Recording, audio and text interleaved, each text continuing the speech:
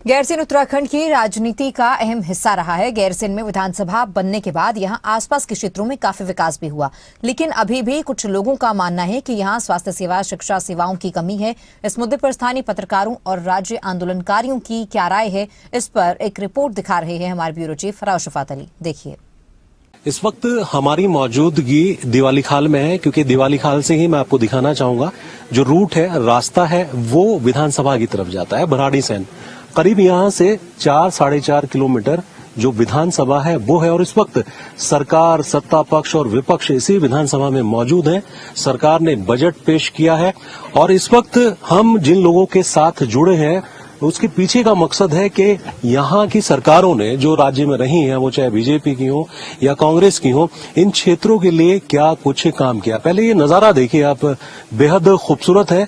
इस कैमरे की नजर से आप देख सकते हैं कि नीचे की तरफ जो तस्वीरें आपको दिखाई दे रही होंगी, ये गैरसैंण है।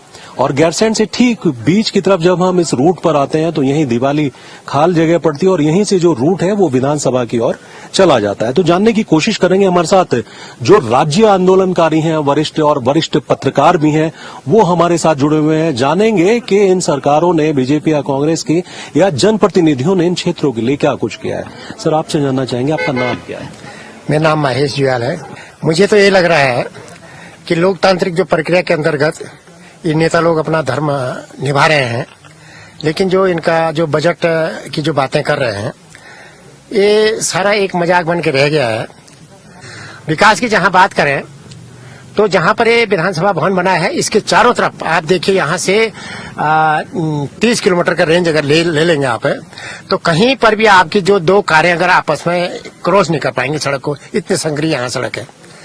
और मुझे लगता है जिस कॉन्सेप्ट के हिसाब से ये उत्तराखंड राज्य आंदोलन चला था और राज्य बनाया गया था, तो ये कहीं तक उसको टच नहीं कर पा रहे। आप तो रोजगार की समस्या है, आप भी राज्य आंदोलन कर रहे हैं, वरिष्ठ पत्रकार भी आप हैं। क्या लगता है कि काम हुए हैं, विकास हुए हैं? देखिए, इससे इनकार भी नहीं किया जा सकता कि काम नहीं हुए।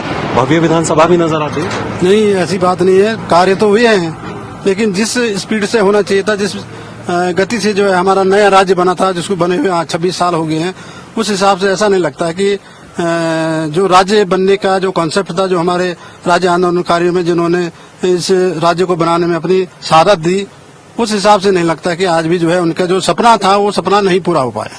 शहादत जिन्होंने दी, उनका जो सपना था वो पूरा नहीं हुआ। आपका नाम क्या है? मेरा नाम अमर बनाई है। अच्छा, माही जी, क्या लग रहा है माहौल इस वक्त, क्योंकि बजट तो पेश हो चुका है और बड़े बड़े दावे भी हैं?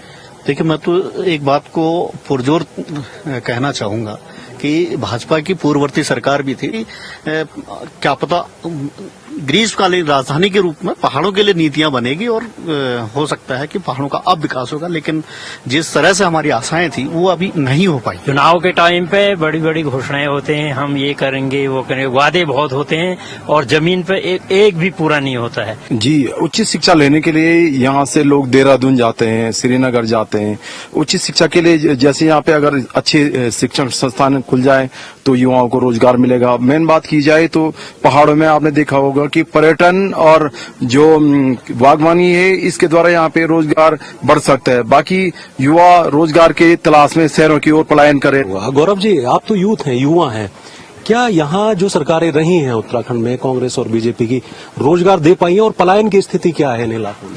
देखिए, अगर मैं रोजगार की अगर यहाँ पर बात करूँ तो चाहे वर्तमान सरकार हमारी बीजेपी की हो चाहे कांग्रेस की हो, तो रोजगार देने में मैं वर्तमान सरकार को तो कहूंगा कि वो कामयाब नहीं रही है, क्योंकि अब बेरोजगारी इतनी बढ़ चुकी कि आखिर रोजगार कितने लोगों को दे।